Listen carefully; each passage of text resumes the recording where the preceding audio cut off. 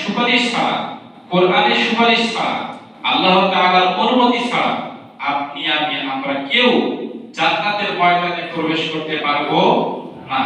অথচ সেই নবীকে নিয়ে আজকে ব্যঙ্গ করা হচ্ছে। আমরা কোন সমাজে বসবাস করছি? এটা কি মেনে নেওয়া যায়? নবীজিকে মিথ্যাবাদী বলে যে নবীজির কোরআনে যা আছে সব মিথ্যা। যেরকম নাউজুবিল্লাহ। আমরা আজকে যে ইসলামকে নিয়ে কটূক্তি করতে করতে আল্লাহ এবং আল্লাহ রাসূলকে নিয়েও কটূক্তি করা শুরু করে দিয়েছি।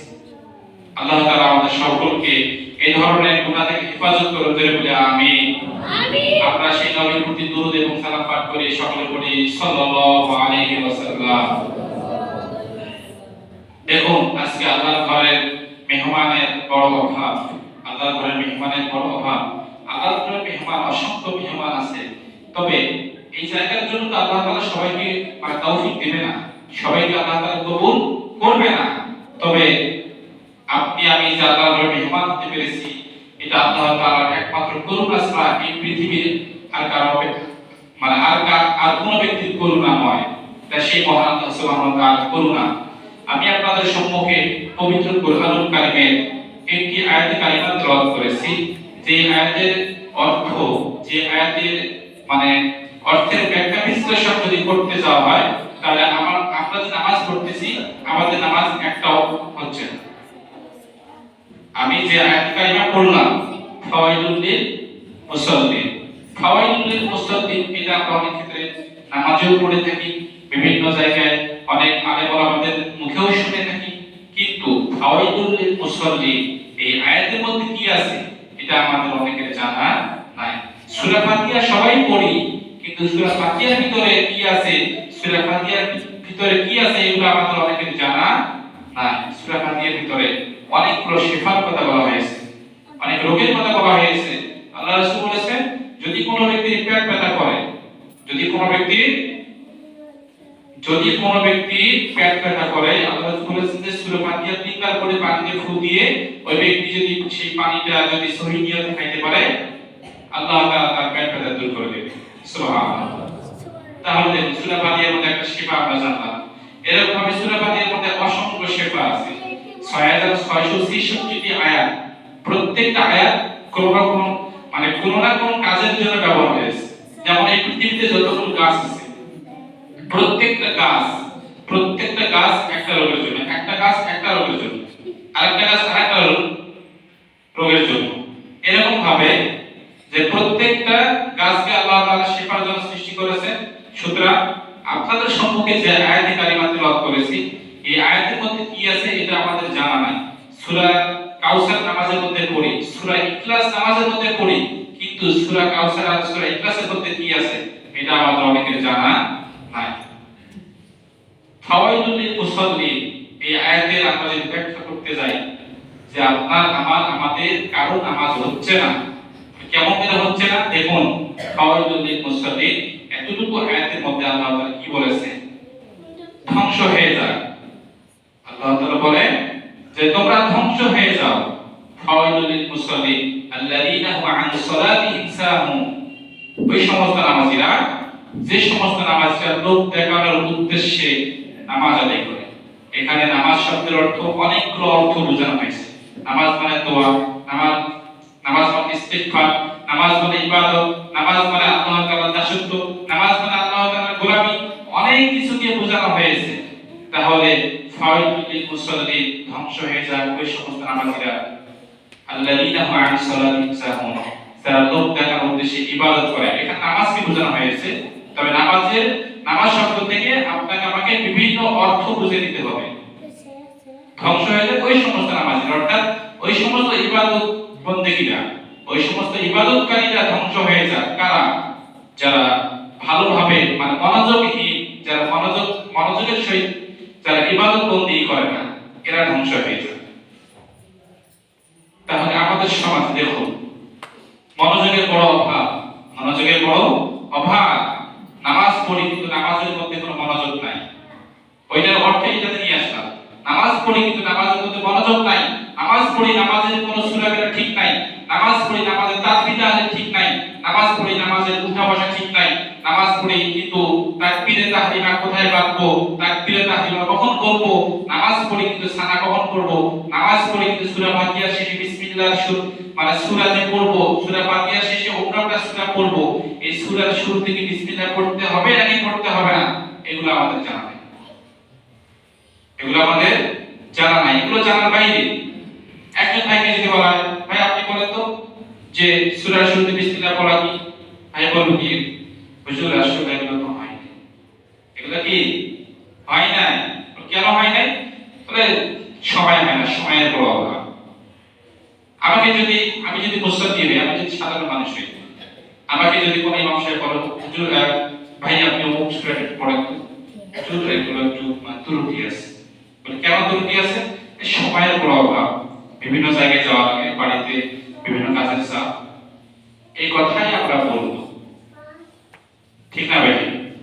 কিন্তু দেখুন, আপনি আমি যে নামাজ পড়তেছি, নামাজের বিষয়ে আপনি আমি যে এত যে মানে মনোযোগ ত্রুটি, মানে এত যে মানে মনোযোগহীন, এই বিষয়ে আপনার আমার কোনো চিন্তা ফিকির নাই।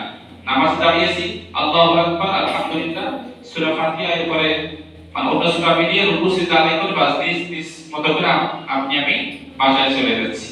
কিন্তু আল্লাহ তাআলা যে ফাওয়াইদুল মুসাল্লিন, মানে এই আয়াতটা যে আপনারা আমার উদ্দেশ্যে দিয়েছেন, ফাওয়াইদুল মুসাল্লিন, এরপরে বলেছেন আল্লাযীনা হুম আন সালাতিহিম সালাহুন, মানে এই আয়াতের আমল করা, এই আয়াতটা দিয়েছেন আপনাকে আমাকে আমল করার জন্য, যাতে করে আপনি আমি এই আয়াতগুলো পড়ে এগুলোর অর্থ জেনে আপনার বা দিলের মধ্যে যেন আল্লাহ তাআলার একটা ভয় পয়দা হয়, এই জন্য তো এগুলো আয়াত দিয়েছেন। কিন্তু এগুলো আয়াত আমরা জীবনে পড়িও না, এগুলো অর্থের ব্যাখ্যা বিশ্লেষণ করি না, এগুলো মানে ব্যাখ্যা বিশ্লেষণ জানারও কোনো প্রয়োজন মনে করি না। বিষয়টা এরকম হয়ে গেছে, নামাজ পড়তেছি আল্লাহু আকবার, সূরা ফাতিহা ও সূরা শেষ। কিন্তু আপনি যে নামাজ পড়তেছেন, এই নামাজের মধ্যে যে আপনার যে নামাজের মধ্যে যদি একটা ত্রুটি হয়, এই নামাজে আপনাকে কিয়ামত পর্যন্ত অভিশাপ দেবে, এই বিষয়ে কি চিন্তাবিদ করেছেন? এই বিষয়ে কি আপনি চিন্তাবিদ করেছেন? জি না, চিন্তাবিদ করি না। দেখুন, আপনি যদি এই জুম্মার নামাজ, ফরজ দুই রাকাত নামাজ পড়তেছেন, আপনার নামাজ যদি সহি শুদ্ধ না হয়, এই নামাজ আরশে আজিমে আল্লাহ তাআলার কাছে ফেরেশতারা পৌঁছাইতে পারবে না। ফেরেশতারা পৌঁছাতে পারবে না। যে নামাজ কবুল হয়ে যায়, ওই নামাজটা আল্লাহ রাব্বুল আলামিনের ফেরেশতারা ওই নামাজকে নিয়ে তাকবীর দিতে, লিল্লাহি তাকবীর, আল্লাহু আকবার বলতে বলতে সে আরশে আজিমের মধ্যে চলে যায়। চলে গিয়ে সেখানে আল্লাহ তাআলা জমা দেয় যে তোমার অমুক গ্রামের অমুক পাকা অমুক মসজিদের অমুক মুসল্লি সুন্দরভাবে নামাজ পড়েছে, এই নামাজের আমলটুকু আপনার কাছে আমি জমা দিলাম। সকল বলি সুবহানাল্লাহ।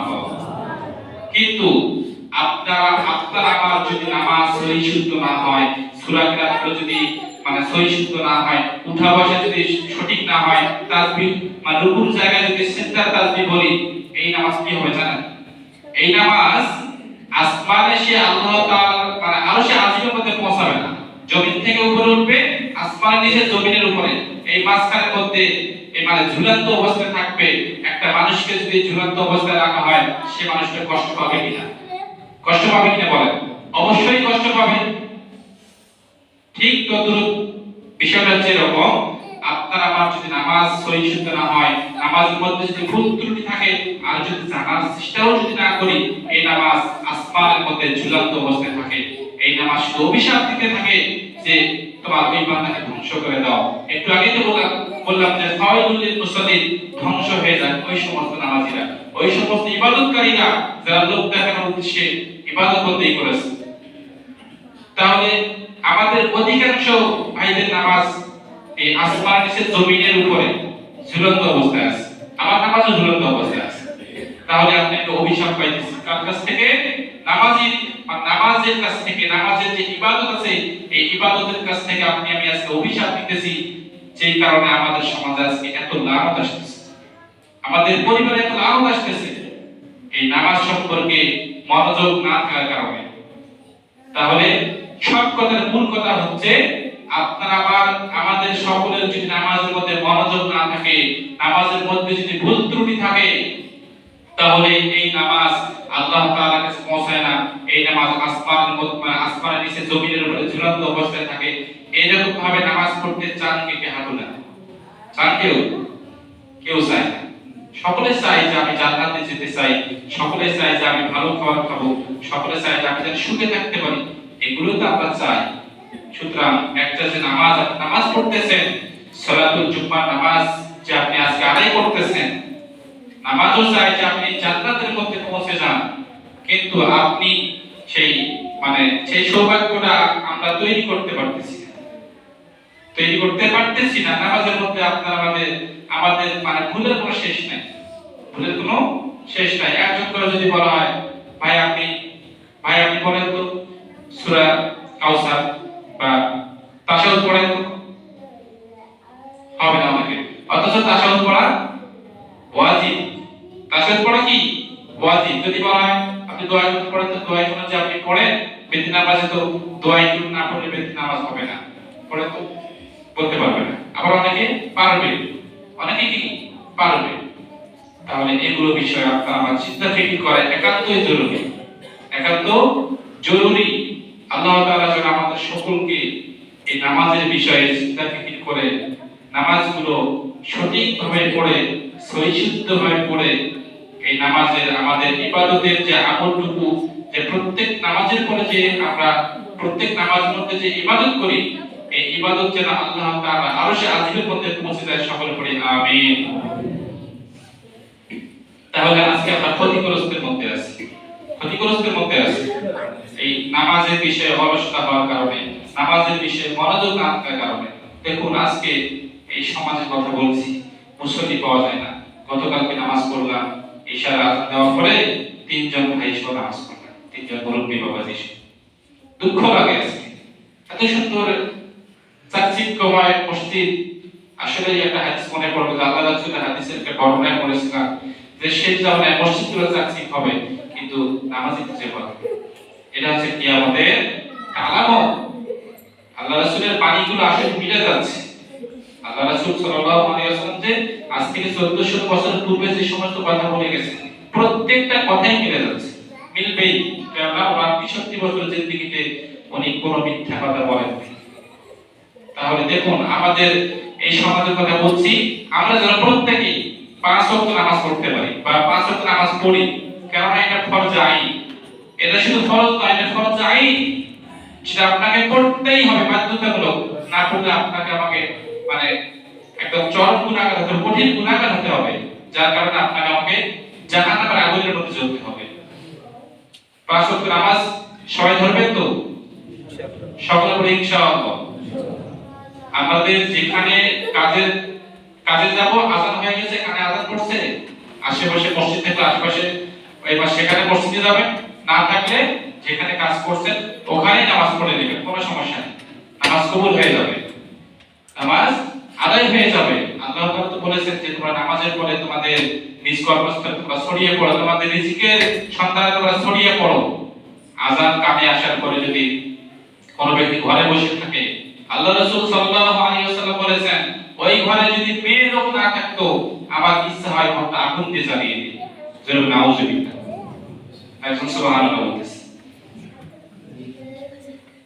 না বুঝার কারণে বলছে। তো আল্লাহ রাসূল কি বলেছেন, আযান শোনার পরেও যারা ঘরে বসে থাকে, ওই ঘরের মধ্যে যদি কোনো মেয়ে লোক না থাকে, তাহলে আমার ইচ্ছা হয় ঘরটা আগুন দিয়ে জ্বালিয়ে দিই। তাহলে কত বড় কথা বলেছেন।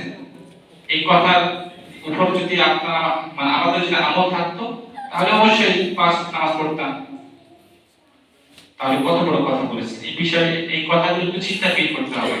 এগুলো কোরআন হাদিস ভাষায় একটু তারিফ করবেন, স্ত্রীদের সঙ্গে এগুলো মুশাকারা করবেন, স্ত্রীদের সঙ্গে এগুলো তারিফ করবেন, স্ত্রীকে তার হাদিস পড়ে শোনাবেন। হ্যাঁ, আপনার স্ত্রী আপনাকে পড়ে শোনাবেন, নামাজের বিষয়ে বলবেন, নামাজে আসবেন। এগুলো করার জন্যই তো আল্লাহ তাআলা আপনাকে আমাকে দুনিয়ার জগতে পাঠিয়েছেন। আল্লাহ কি আপনাকে আমাকে এমনি এমনি পাঠিয়েছেন? জি না, এমনি এমনি পাঠাননি। আপনাকে আমাকে আল্লাহ তাআলা আল্লাহর দাসত্ব, আল্লাহর হুকুম, নামাজের বিধিবিধান মেনে চলার জন্য, এগুলো করার জন্য সৃষ্টি করেছেন। যত সময় নামাজ শুরু হবে, আজকে যতটুকু কথা বলেছি, আল্লাহ তাআলা যেন আমাদের সকলকে এই কথাগুলোর উপরে আমল করার তৌফিক দান করেন। আর আজকে পড়ি আমিন। আমিন। আমিন শব্দের অর্থ হচ্ছে কবুল। আমিন শব্দের অর্থ কি? কবুল। যেটা আমরা মানে বিয়ের রাত্রে বলে থাকি যে বলুন কবুল, আমি অমুকের মেয়েকে বিবাহ করলাম কবুল, ঠিক না বেটি? এজন্য আমিন শব্দটি যে কোনো দিন বয়ান শেষে যে কোন আলেম ওলামা যদি বলে যে আমরা সকলেই জোরে পড়ি আমিন, সকলেই উচ্চস্বরে পড়বেন আমিন। কেননা এতক্ষণ ধরে যে কথাগুলো বললাম এই কথাগুলো মানার তৌফিক দান করুন। মানে আমিন শব্দটা পড়ে আমিন শব্দটা যদি আল্লাহ তাআলার কাছে কবুল হয়ে যায় তাহলে প্রত্যেকটা কথা আপনি আমি মানতে পারবো। এজন্য আজকে যতটুকু আলোচনা হয়েছে এই আলোচনাগুলো আমাদের সকলকে আমাদের জীবনে আমল করার তৌফিক দান করুন। আমিন। যারা সুন্নত নামাজ পড়েনি আমরা ছোট সূরা দিয়ে সুন্নত নামাজটা পড়ে নিই।